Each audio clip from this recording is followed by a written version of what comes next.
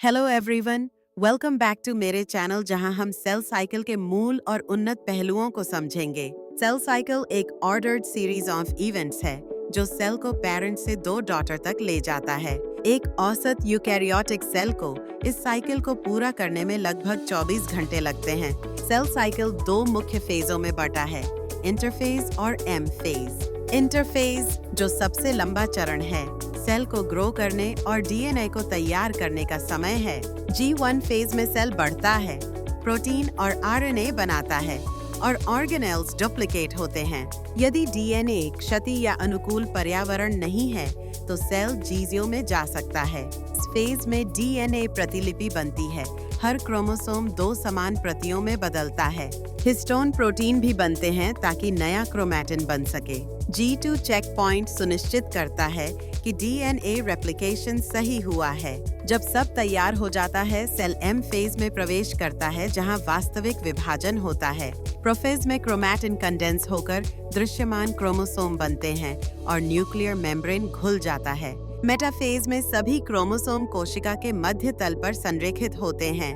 Anaphase में sister chromatids अलग होकर विरुद्ध ध्रुवों की ओर खींचते हैं।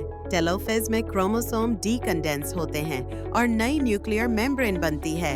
प्लांट कोशिकाओं में सेल प्लेट बनती है जो दो नई सेल दीवारों को अलग करती है। सेल साइकिल को साइक्लिन और सीडीके द्वारा सख्ती से नियंत्रित किया जाता है। साइक्लिन डी CDK4/6 के साथ मिलकर G1 फेज को आगे बढ़ाता है। साइक्लिन ई CDK2 के साथ G1S ट्रांजिशन को नियंत्रित करता है। साइक्लिन ए CDK2 के साथ S फेज को आगे बढ़ाता है। साइक्लिन B CDK1 के साथ G2M ट्रांजिशन को नियंत्रित करता है। यदि डीएनए क्षति का पता चलता है तो चेक पॉइंट साइकिल को रोक देता है और मरम्मत की अनुमति देता है। यदि मरम्मत असफल हो तो सेल अपोप्टोसिस के माध्यम से खुद को मार लेता है। ऑनिनकोजेन या अनियंत्रित साइक्लिन CDK कॉम्प्लेक्स सेल को अनियंत्रित ढंग से विभाजित करवाते हैं।